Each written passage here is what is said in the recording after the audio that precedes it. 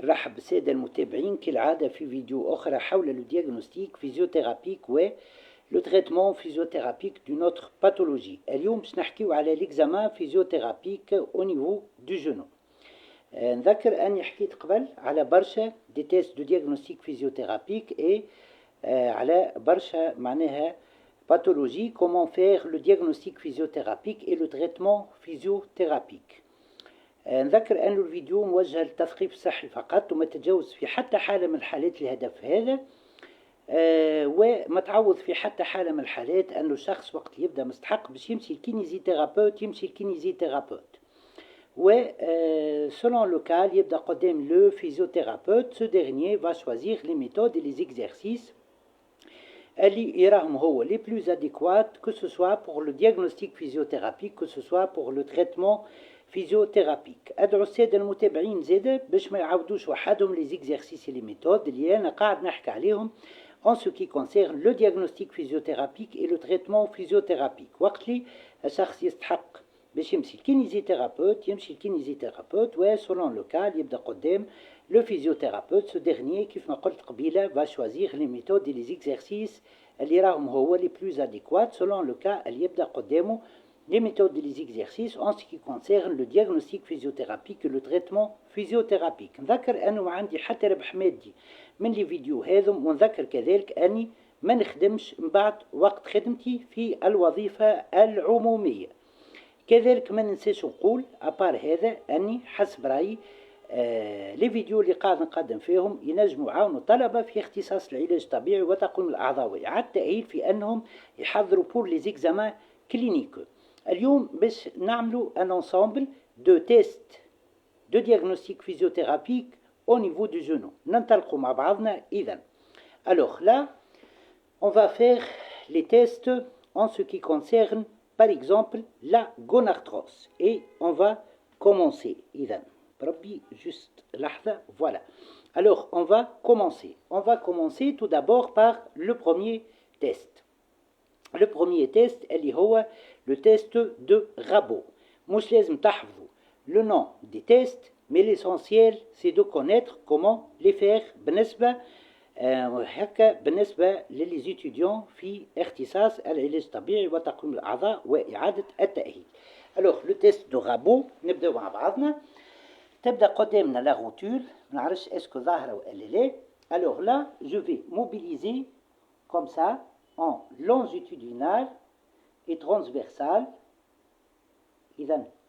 à droite et à gauche, en haut et en bas, voilà, en surconduction, voilà, comme vous voyez, longitudinal, transversal, ouais, je réalise des surconductions. Alors là, je vais voir comparativement avec l'autre membre. Alors une mobilisation là طبعا بالنسبة للوقفة نتاع لو كينيزيثيرابوت il doit réaliser une fente باش ظهره ما يبداش en flexion. مي طبعا توا خاطر التليفون اللي نصور بيه محطوط على كرسي والكرسي ما هوش عالي، دونك جو سوي اوبليجي باش تظهر. اذا نظهر كوم سا. اذا لا كيف ما قلت une mobilisation longitudinale et transversale, des surconductions. Et là, qu'est-ce que je vais faire? Là, je vais explorer s'il y a des limitations d'amplitude, كيف ما قلت en longitudinal ou en transversal, ou lors de la surconduction au niveau de la rotule. Voilà. Et puis, qu'est-ce que je vais faire encore? Regardez bien. Je vais exercer.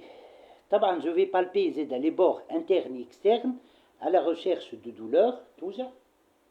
Voilà, à la recherche de douleur. Et puis, je vais voir avec quelle pression je réalise. Voilà, نعمل نقولوا une pression à chaque fois que je mobilise vers le haut ou vers le bas, à droite et à gauche. Ouais, je vais voir est-ce que ça produit de la douleur ou elle est. Ouais, à part ça, نشوف quelle est la pression اللي باش نستعملها à travers mes deux mains pour avoir cette douleur, إذا كان فما douleur طبعا, ouais, je compare avec l'autre membre. Délimitation au niveau de la mobilisation, lors de la mobilisation longitudinale ou transversale, ou de surconduction, là, avec la présence de la douleur, là, ce test est positif. Nous utilisons ce test-là surtout pour le diagnostic physiothérapique de l'arthrose fémuro-patellaire. Voilà. Test هذا نستعملوه avec une série d'autres tests. باش نكملوا توا, retenez que ce test est positif dans le cas اللي كنت نحكي عليه توا. Alors, نتعدى توا le test d'après, le test de McGregor. راني مانيش من هواة اني نحفظ le nom des tests, mais l'essentiel c'est de bien retenir les manœuvres. Voilà. Alors, je mobilise cette fois-ci en longitudinal, en transversal, voilà, et je réalise des surconductions au niveau de la rotule, à droite et à gauche. Et là, j'approche mon oreille et je vais voir s'il y a ce qu'on appelle un grincement, un crépitement, voilà, un craquement. Dans ce cas-là, si le test est positif, c'est si on a de la douleur avec la présence de crépitement, de grincement, de craquement. Il est en faveur d'une gonarthrose fémuro-patellaire. Voilà. Le test d'après, on va mettre le genou en légère flexion. Voilà. Et puis, qu'est-ce que je vais faire? Au niveau de la base de la rotule. La base de la rotule, عكس ما يتصوروه البعض ما هيش la partie l'outanée fait le rotule, mais la partie الفوقانية. Qu'est-ce que je vais faire? J'englobe par la partie entre l'index et le pouce, la base, je pousse en arrière, vers le bas, et puis je demande une contraction du quadriceps. انزل على يدي بالكرو بوبليتي واجبد المشط نتاع الساق اللي كنتي وانت تطلق في الركبه. Voilà. Là, qu'est-ce que je demande? Je demande une ascension vers le haut de la rotule qui sera contrariée. Contrariée, معناها contre une résistance. Si ça induit de la douleur, le test est positif. Ça s'appelle le test de Zollern et c'est un signe d'arthrose fémuro-patellaire. نتعداو توا le signe d'après. Voilà. Alors, le signe d'après, c'est un autre signe. Alors, on dit, je mobilise vers la flexion maximale, voilà, et passivement, et l'extension maximale. Et là, très bien. Et là, s'il y a en fin de course, fait l'extension, un bruit de grincement ou de crépitement, c'est un signe positif qui nous renseigne comme diagnostic physiothérapique sur l'existence d'une arthrose fémuro-tibiale. Voilà. Ça, c'est un autre signe, إذن كيف ما كنت نقول لكم تو. Voilà. Alors, on continue تو مع بعضنا et on continue إذن كيف ما قلت هذم surtout pour l'exploration de l'existence, les tests spécifiques pour l'exploration de l'existence d'une gonarthrose fémuro-patellaire, ouais, l'autre pour l'autre test, c'est pour la gonarthrose fémuro-tibiale. إذن كيف ما قلت إذن si les tests, les trois premiers sont positifs, là, le diagnostic physiothérapique est une gonarthrose fémuro-patellaire. Si le quatrième test est positif, là, le diagnostic physiothérapique est une gonarthrose fémuro-tibiale. Si les quatre sont positifs, le diagnostic physiothérapique est une gonarthrose fémuro-tibiale et fémuro-patellaire. Alors là, je vais explorer s'il y a une hyperlaxité au niveau de la rotule. Voilà, qu'est-ce que je vais faire? Là, le genou sera en extension et on réalise une mobilisation de la rotule et je vais voir si la mobilité est exagérée au niveau de la rotule. Non, c'est faux. Dans la position d'extension totale du genou, Là, la rotule, elle est mobile.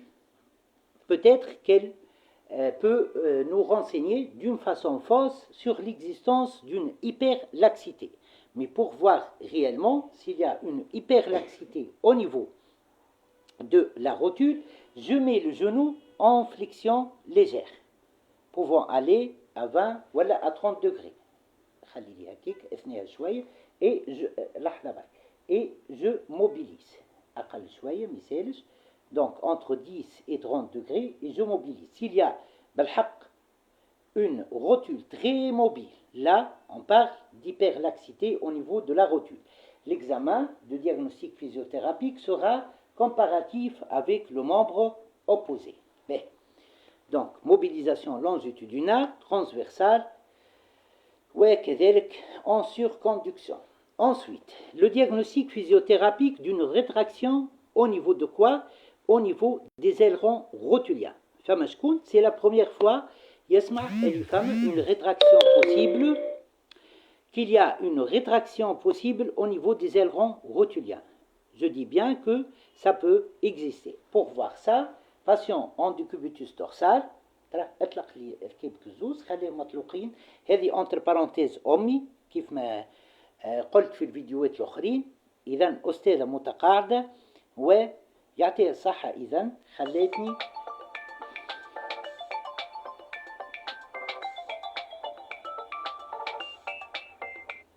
وكيف ما قلت يعطيها الصحه. اذا خلتني je réalise les tests au niveau de ses genoux.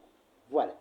Là, on va aller et parler de ce qu'on appelle la rétraction au niveau des ailerons rotuliens. Bien, on dit au niveau de la rotule, et je réalise une légère traction vers l'eau.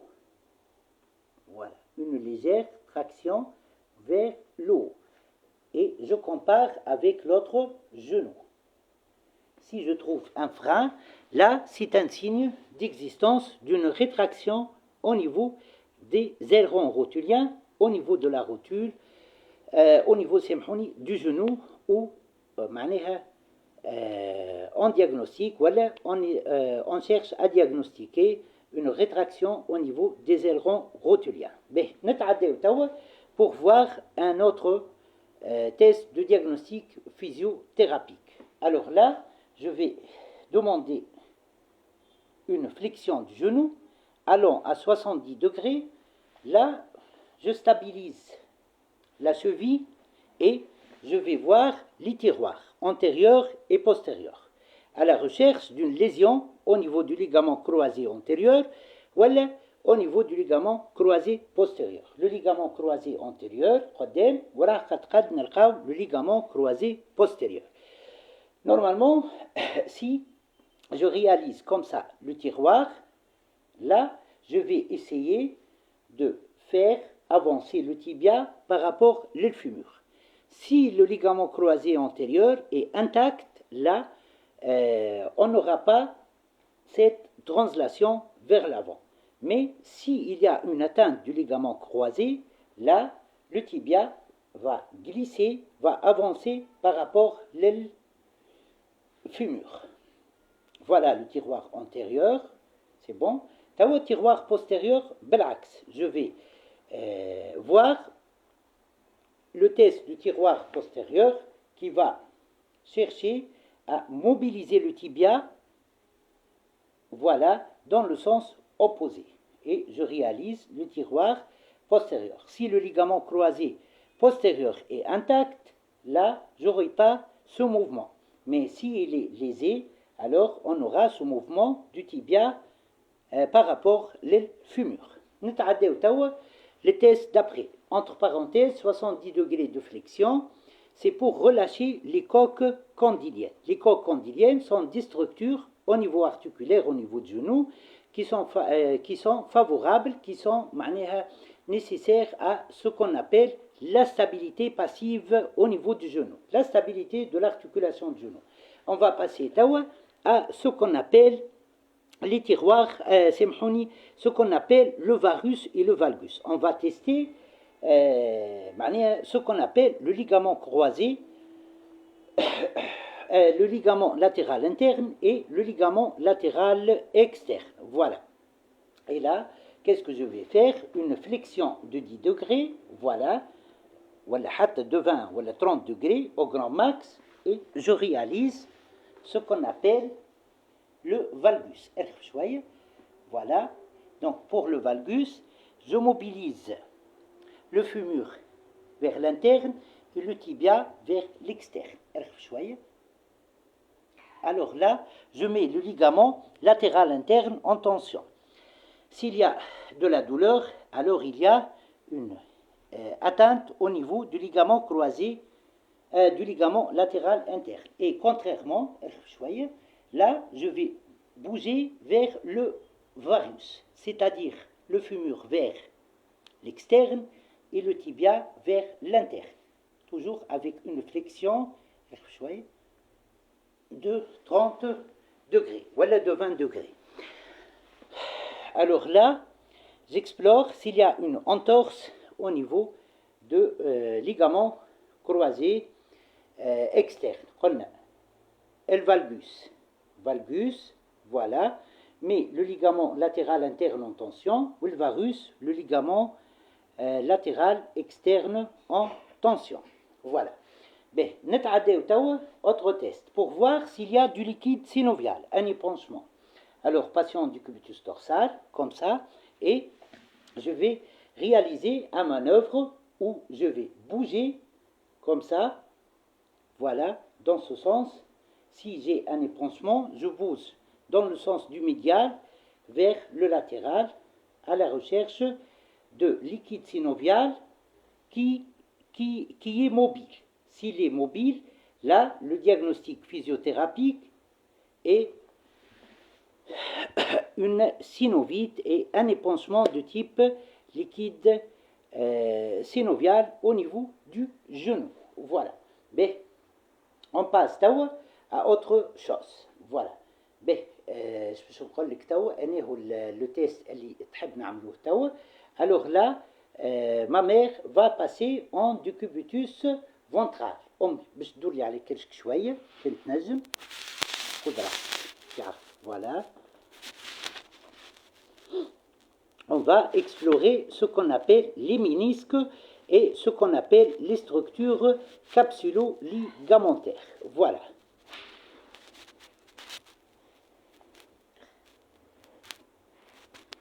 Voilà. نزيدو شوية. Voilà. Voilà. Alors là, qu'est-ce que je vais faire? Je vais demander le passage en décubitus ventral. Ensuite, qu'est-ce que je vais faire? Voilà. Là, si vous voulez, qu'est-ce que je vais faire? Je vais stabiliser avec une main le tiers inférieur du fémur et réaliser une traction vers le haut, voilà, au niveau du tibia. Et puis, qu'est-ce que je vais faire? Je vais faire une rotation médiale et une rotation latérale au niveau du tibia. Voilà. Je vais prendre ce qu'on appelle la valeur de la rotation, voilà, et la sensation de douleur. Là, ça s'appelle la manœuvre de distraction. Voilà, donc je vais fixer le tiers inférieur du fémur, réaliser une traction et réaliser des rotations internes et externes du tibia. Ma قلتش du fémur, du genou. Voilà. S'il y a de la douleur ou une limitation lors des rotations, ça c'est comparatif par rapport à l'autre membre. En ce qui concerne les rotations, le diagnostic physiothérapique sera ce qu'on appelle une lésion capsulo-ligamentaire. Ça, c'est on va explorer ce qu'on appelle les ménisques. Dans la même position, qu'est-ce que je vais faire? Cette fois-ci, au niveau de la cheville, je vais pousser vers le bas et réaliser les rotations du genou. Alors, et je vais voir au niveau du même genou, ça s'appelle, c'est la manœuvre de compression. Je vais voir les amplitudes de rotation interne et externe et la douleur créée, s'il y a de la douleur, et comparer avec la douleur créée et les rotations internes et externes du tibia. Donc, je les compare, fais le manœuvre de compression par rapport à la manœuvre de distraction. Voilà.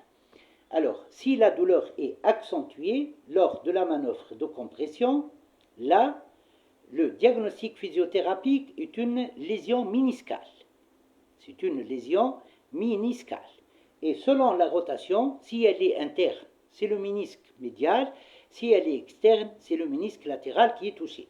De même, la présence de la douleur avec une rotation moindre que la rotation lors de manœuvres de distraction, elle est aussi signe de ce qu'on appelle la lésion méniscale. Voilà. Là, c'est comme ça qu'on explore ce qu'on appelle la lésion capsulo-ligamentaire et la lésion au niveau des ménisques. Ça, c'est une façon. Je passe, autre façon d'explorer les ménisques, en position debout, voilà, légère flexion au niveau du genou où je veux explorer les ménisques, voilà, légère flexion et je réalise des rotations médiales et latérales du tibia. S'il y a une douleur au niveau de la rotation latérale, c'est le ménisque latéral qui est touché. S'il y a de la douleur lors de la rotation médiale, c'est le ménisque médial qui est touché. Voilà. هذا en ce qui concerne pour le moment l'exploration des ménisques. باش نتعداو تو مع بعضنا et on va explorer s'il y a un hématome ou s'il y a encore une lésion des coques condyliennes. ترى أمي دولي على ظهرك، سامحني أمي تعبتك اليوم. voilà. نرجع على ظهري في عقلك. voilà. به نطلع شوية juste genou تبدأ explorer. به bien. Alors نرجع توا au niveau du genou et je vais voir. Parfois le patient peut se plaindre de douleur au niveau du genou lors de l'extension. Voilà.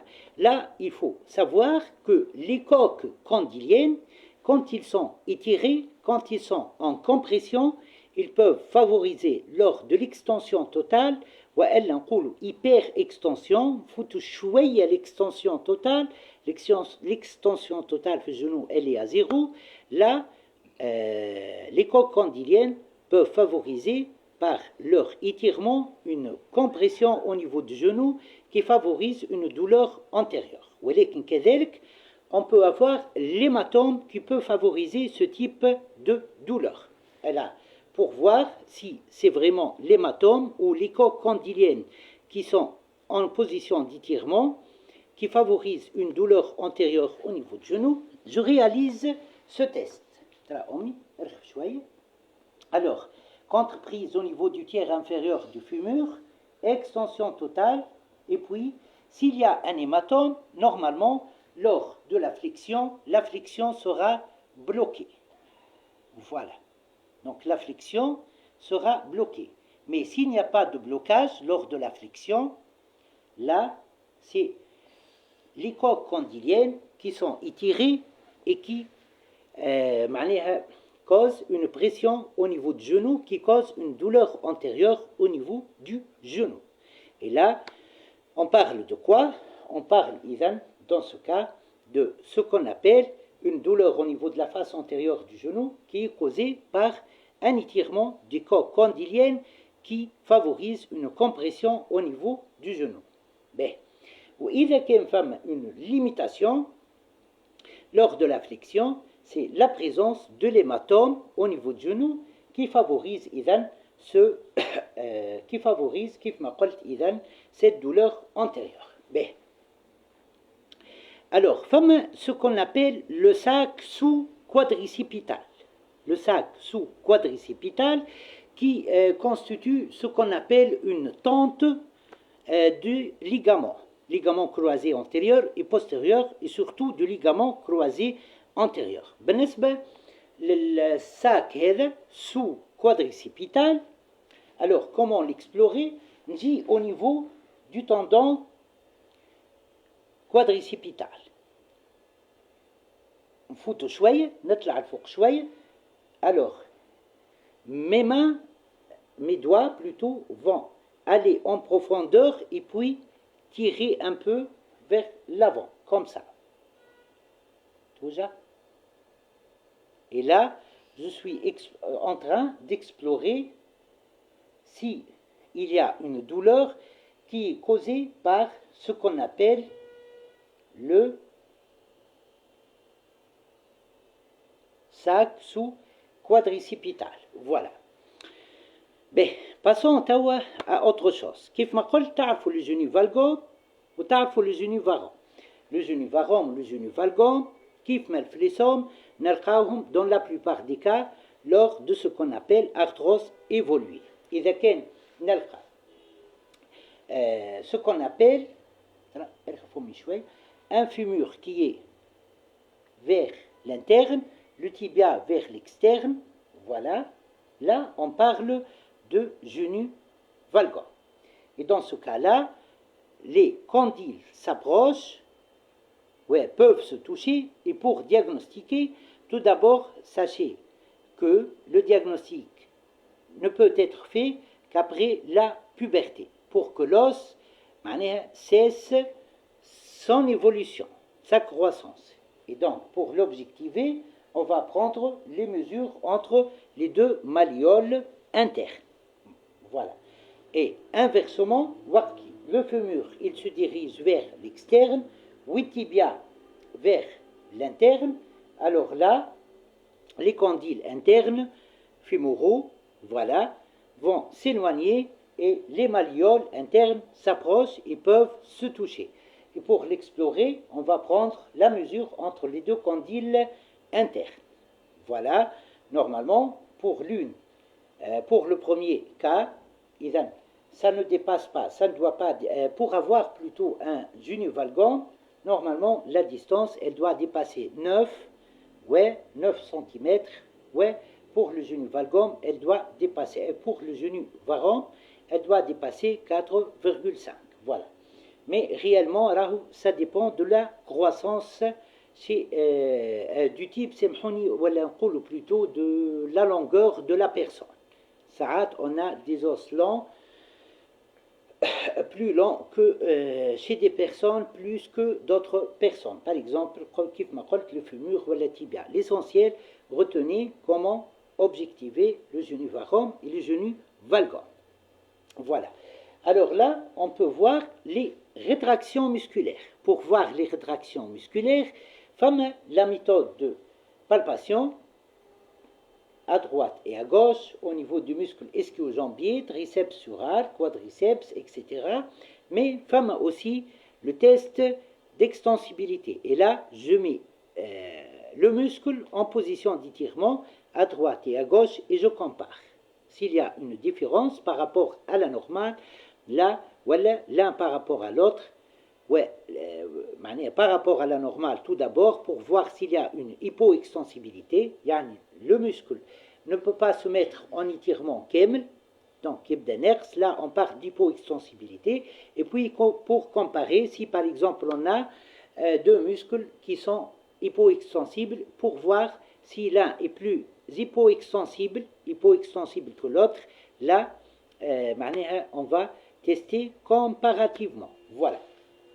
On passe à ce qu'on appelle si vous voulez, le testing musculaire. Alors, ça dépend, est-ce que le cas est en kiné traumato, ou kiné rhumato, ou ce qu'on appelle kiné neuro.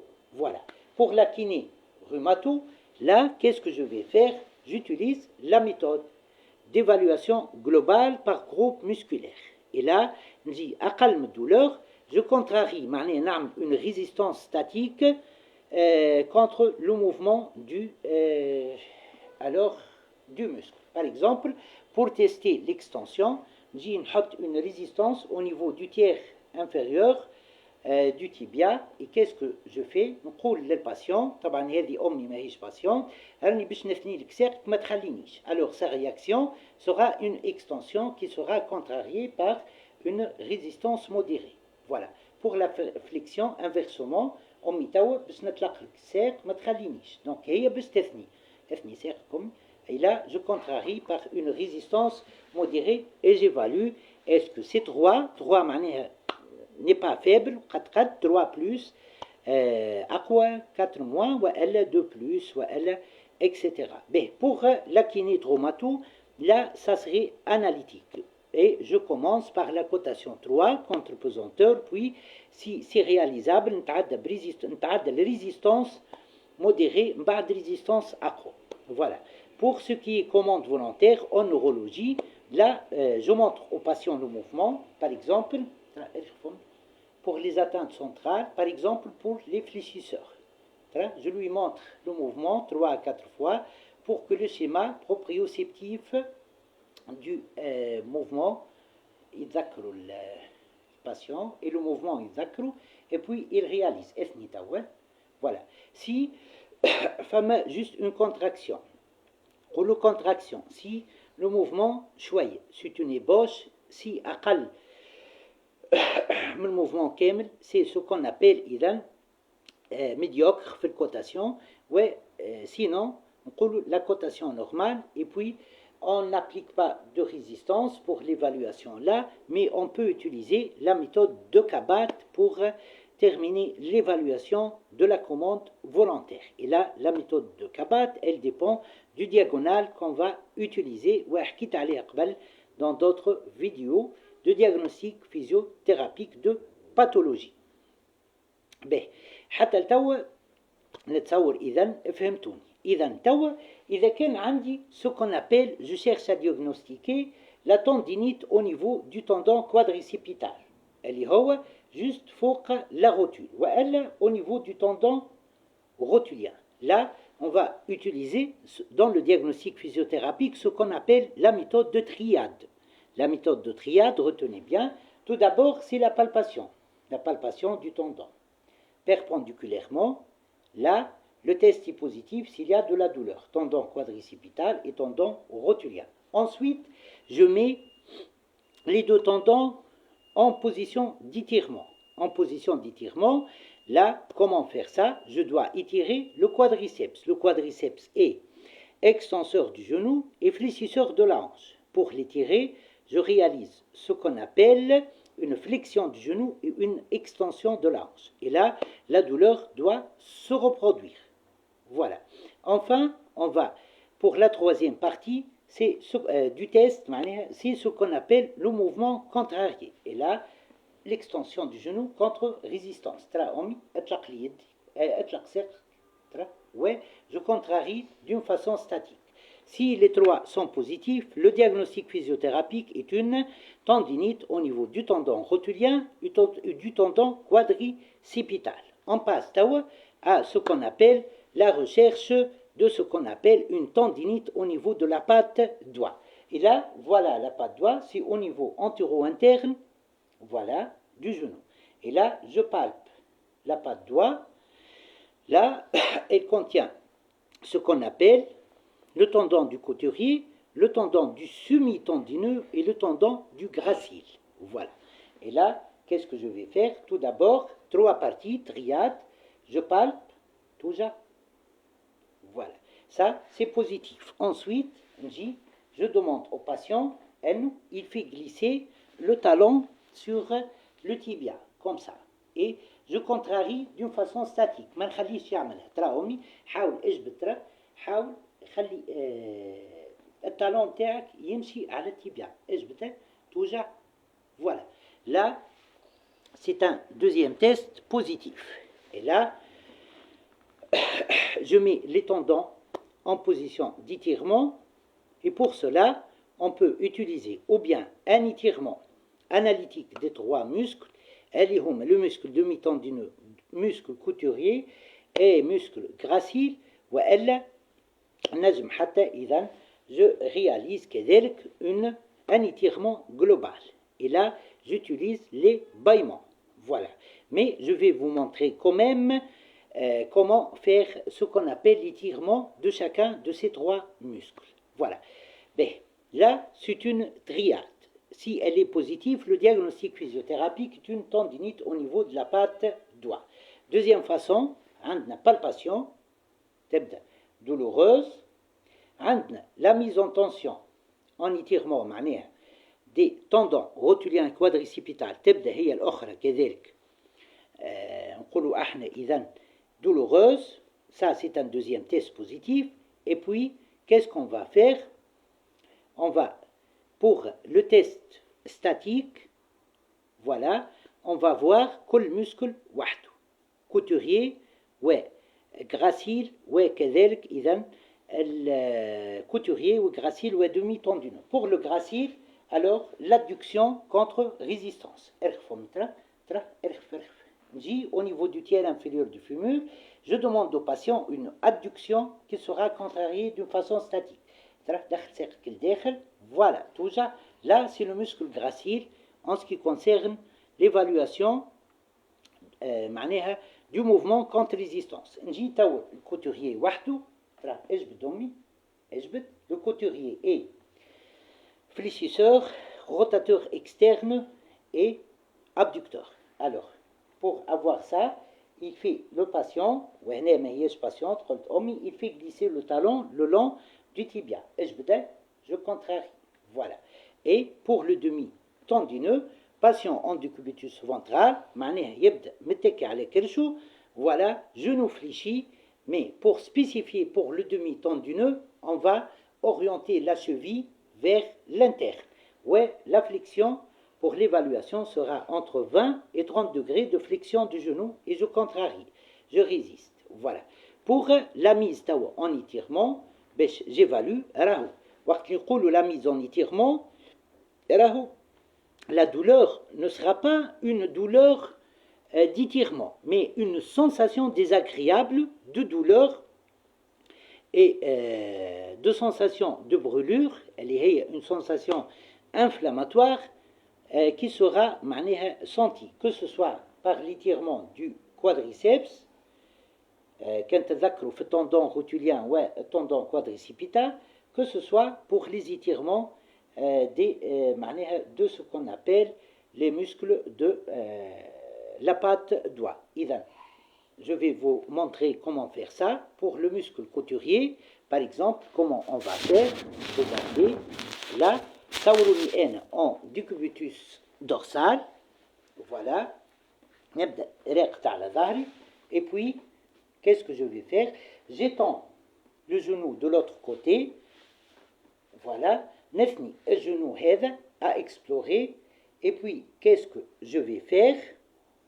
Voilà. Voilà. Qu'est-ce que je vais faire? Je vais orienter le fémur vers l'interne, le tibia vers l'externe pour avoir une rotation interne. Voilà. Il sera vers la rotule contralatérale et je m'installe en décubitus dorsal complet. Et là, j'aurai une extension de hanche, plus adduction, plus rotation interne de la hanche. Et là, j'ai un étirement de ce qu'on appelle le muscle couturier. La sensation de l'étirement doit être désagréable avec présence de douleur et une sensation de brûlure. Voilà, ça c'est pour le muscle couturier. Pour le muscle demi-tendineux, je le mets en position d'étirement pour explorer s'il y a une tendinite à son niveau. Genou en extension, les orteils en extension, comme ça. Les doigts, mais les orteils, et puis une rotation externe, j'avance le thorax. Et là, on du cubitus dorsal, ouais, la sensation qui doit être une sensation désagréable de ce qu'on appelle une sensation désagréable de sensation de brûlure avec la présence de douleur. B. Et enfin, pour évaluer le muscle gracile, en le mettant en étirement, qu'est-ce que je vais faire? En position debout, je réalise une abduction du côté, comme ça, et voilà, de ce côté. Je glisse. Voilà, avec une extension des orteils. Et puis, extension du coude, voilà, flexion de l'épaule, rotation externe, et je pousse le thorax vers l'avant. Ouais, la même chose, la sensation doit être une sensation désagréable, de sensation de brûlure et de douleur. Là, ce sont deux façons de diagnostiquer d'une façon physiothérapique ce qu'on appelle une tendinite au niveau de la patte doigt. Donc, la palpation de la patte doigt doit être douloureuse. La mise en tension, en étirement, doit être une sensation désagréable de douleur et une sensation de brûlure. كيف ما كنت توا نوري. Alors, les étirements doivent favoriser ces sensations de brûlure et de douleur. وكذلك le mouvement contrarié statique doit être douloureux. Et là, le diagnostic physiothérapique est ce qu'on appelle une tendinite au niveau de ce qu'on appelle une tendinite au niveau de la patte doigt. Pour la tendinite des ischio-jambiers, patient en décubitus ventral, cheville en position neutre, avec 30 à 20 degrés, 20 à 30 degrés de flexion du genou, je contrarie. Une résistance contrariée, et ça doit reproduire la douleur, la sensation de douleur et la sensation de douleur principalement. Voilà. Sinon, voilà, on peut mettre aussi le muscle ischio-jambier avec ce test. On le complète par cette deuxième partie, ou là où la première partie, pour objectiver une tendinite des ischio-jambiers.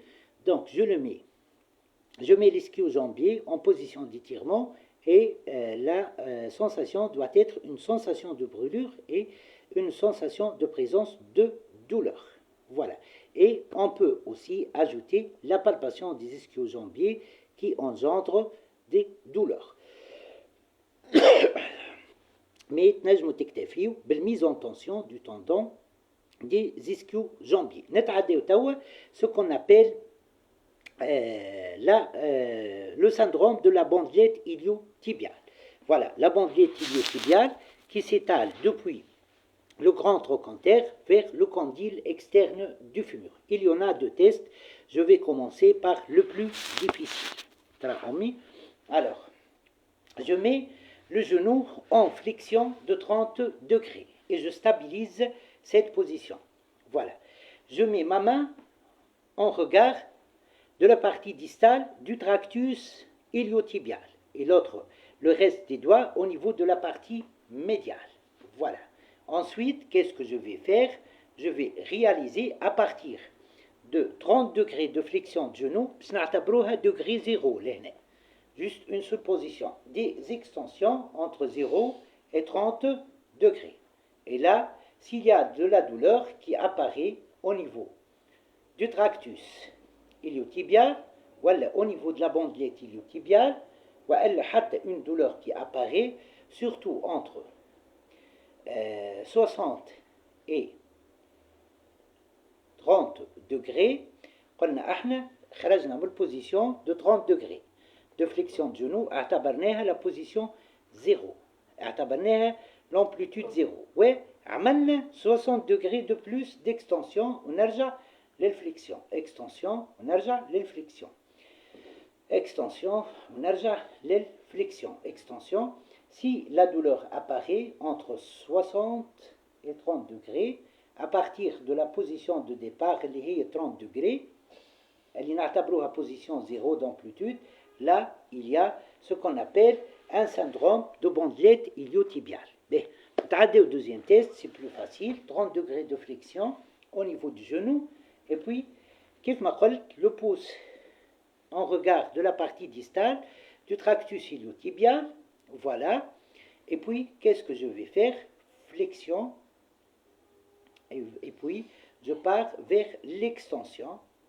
Si lors de l'extension, surtout aux alentours de 30 degrés, voilà, وين ماشي l'extension, voilà, aux alentours يعني مازالوا نقصد المقصود تحديدا يبداو مازالوا 30 degrés على أني نكمل l'extension. Voilà, si la douleur apparaît, on regarde du tractus iliotibial وإلا au niveau du genou en général وإلا كذلك le long du trajet de la bandelette iliotibiale. Le diagnostic physiothérapique est un syndrome iliotibial. Voilà, 30 degrés de flexion et puis نمشي vers l'extension. Voilà, نمشي vers l'extension. Voilà, et سامحني زيد شوية سامحوني plutôt سي نبدأ من 90 degrés de flexion مش من 30 degrés ونمشي vers l'extension. Donc نبدأ من 90 degrés ونمشي vers l'extension. Si à 30 degrés de flexion une douleur apparaît, voilà, aux alentours de 30 degrés, là إذا كان عندنا une douleur au niveau du tractus iliotibial وإلا au niveau de la bandelette iliotibiale وإلا au niveau du genou, le diagnostic physiothérapique est un syndrome de la bandelette iliotibiale. Voilà. Donc, 90 degrés de flexion, نمشي vers l'extension. Bien. Alors, on passe à ce qu'on appelle la tendinite au niveau de ce qu'on appelle le muscle moyen fessier et la tendinite au niveau du muscle TFL. Bien, راهي le syndrome de la bandelette iliotibiale يختلف على la tendinite au niveau du TFL. Patient du cubitus latéral يدور على جنب. Alors, نقدم ساقي en flexion, ساق اللي تبدا تحت ساق attesté, قدمها en flexion de hanche, de telle sorte que le condyle fémoral interne du genou attesté يكون مقابل la malléole interne de l'autre membre inférieur. Et puis, je résiste à l'abduction. طبعا là, je veux bien أن نقولوا احنا الباسيون يتركز على يده وقت يبدا راقد على الجنب يتركز على l'avant-bras وعلى اليد. Pourquoi? Pour معناها diminuer l'activation du muscle carré des lampes. Ouais, il réalise une abduction qui sera contrariée contre résistance statique. S'il y a de la douleur, là, c'est une tendinite au niveau du muscle moyen fessier. Dans cette position, تحديدا, avec une sous-activation de ce qu'on appelle le muscle carré des lampes, je mets en tension spécifiquement le tendon du muscle moyen fessier. Pour le muscle TFL, la position du décubitus latéral كذلك متكي على جنب الباسيون معناها متكي على l'avant-bras واليد pour ne pas activer le muscle carré des lampes. Voilà, donc واش يعمل تحديدا là cette fois-ci le genou au-dessus معناها du genou le genou attesté le genou الاخر يبداو معناها le condyle interne لاصق في الcondyle interne et je résiste comme kinésithérapeute à l'abduction au niveau du genou. Et là, s'il y a ce qu'on appelle إذن de la douleur, le diagnostic physiothérapique sera une tendinite au niveau du tenseur du fascia lata. B. إذا كان عملنا ce qu'on appelle إذن آخر حاجة peut-être اليوم إذا كان عملنا ce qu'on appelle un test des ménisques. Les ménisques, ils sont bloqués, ils sont lésés. Mais à part la lésion des ménisques, nous avons un blocage lors de la flexion ou de l'extension du genou. Alors là, le diagnostic physiothérapique sera une lésion méniscale avec une décentralisation. ولا نقولوا décentrage ولا نقولوا أسهل من هكا ce qu'on appelle le ménisque n'est pas recentré dans sa position exactement. Et là, nous allons une façon de corriger ça. نعرفوا اللي pour ouvrir le ménisque externe, on a recours à utiliser ce qu'on appelle une mobilisation en varus. C'est comme ça. Tout court, يبدأ الشخص قاعد على روحه على une chaise, je fais ça, voilà, et qu'est-ce que je vais faire? Ça marche. Alors là, je majore ce qu'on appelle le varus. Et là, je pousse le fémur vers l'externe, ouais, le tibia vers l'interne. Voilà, ça c'est intéressant, mais pour باش نحي هكا البلوكاج directement, طبعا les exercices cardiovasculaires de tapis roulant ou de vélo avec résistance مهمين, mais نجم نعمل une autre façon. Alors, dans cette position, بعد ما نعمل la mobilisation en varus pour ouvrir au niveau du condyle, au niveau du ménisque latéral, نجي ايش نعمل؟ نجي je repère le ménisque latéral, نحط cheville en éversion, voilà, et je corrige la position. أنا déjà وقت اللي je parle نحس إلي المينيسك مثلا وقتها يبدأ ما هوش في بقعته. Je recentre, voilà, je recentre. بعد نرجع en éversion, ما نخليش المينيسك يتبع pour le recentrer. نرجع éversion au niveau de la cheville, voilà, éversion, ouais, je recentre encore, نرجع éversion, نخليه recentrer, معناها ما نخليش il bouge, le ménisque latéral, نرجع éversion, je recentre ونرجع. Pour le, إذا كان عندي un blocage au niveau du ménisque médial, c'est le valgus cette fois-ci. Ouais, comment faire? Là, qu'est-ce que je vais faire? Voilà, je mobilise en valgus, يعني le fémur vers l'interne, ouais, le tibia vers l'externe. Bah, qu'est-ce que je fais? Je repère le ménisque médial, نمشي en rotation interne, je recentre le ménisque médial في بقعته, نرجع rotation externe, éversion de la cheville, ما نخليهاش تتحرك, ménisque médial, خليهش يتحرك, نرجع rotation inversion, rotation interne, inversion de la cheville, ouais, je recentre le ménisque médial, puis نرجع éversion, ما نخليهش يتحرك. là كي نجي نجرب من بعد la flexion, إذا كان فيها بلوكاج نورمالمون يتنحى, و l'extension إذا كان فيها بلوكاج يتنحى. باهي قعد si vous voulez هذوما des exemples. إذن قعد par exemple pour la fracture ناخو ce qu'on appelle un diapason, ناخو un stéthoscope, نضرب diapason على table d'examen comme ça, ونجي au niveau par exemple de ce qu'on appelle la malléole externe, ونسمع بالstéthoscope, je compare avec l'autre membre. S'il y a une différence de son, الصوت يتبدل وإلا الصوت يختفي في le côté où j'ai testé par rapport au côté normal. Là, il y a une fracture. Voilà. Au niveau de ce qu'on appelle le au niveau du péroné.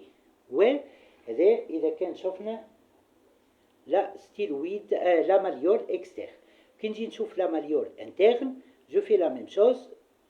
نضرب diapason à la table d'examen, نحط stéthoscope نتاعي, je mets ce qu'on appelle le diapason au niveau de la malléole interne, ونسمع les ondes. Voilà, je compare avec l'autre membre sain. S'il y a une différence de son, là, ça veut dire qu'il y a une interruption osseuse, et là, ça signifie une fracture. Voilà. Maintenant, c'est pour le syndrome fémuro-patellaire, qui est une instabilité au niveau de la rotule. Pour savoir ça, je cherche si la rotule elle est déviée vers l'externe. Ça, c'est de 1. De 2, نقيس l'angle Q. L'angle Q, معناها Q long, كيف ما نقولوا مثلا بالانجلي كوين معناها كلمة كوين. الكو هذيك سيت لاتر الحرف هذاك. الوغ نجي ناخذ ان غونيومتر ونقيس لانجل entre l'angle dans le centre et le centre de la base de la roture, les deux axes هما l'axe passant par ce qu'on appelle le tendon quadricipital, l'autre axe il passe par le tendon rotulien. Voilà, je compare avec l'autre côté. S'il y a une variation, là il y a ce qu'on appelle un syndrome fémuro-patellaire. Voilà en ce qui concerne cette vidéo, en ce qui concerne les tests d'examen physiothérapique au niveau du genou. Inch'Allah الفيديو عجبتكم. شوية آخر تلقاوها sur ma chaîne YouTube, puis elle sera repartagée sur ma page Facebook. مرحبا بكم.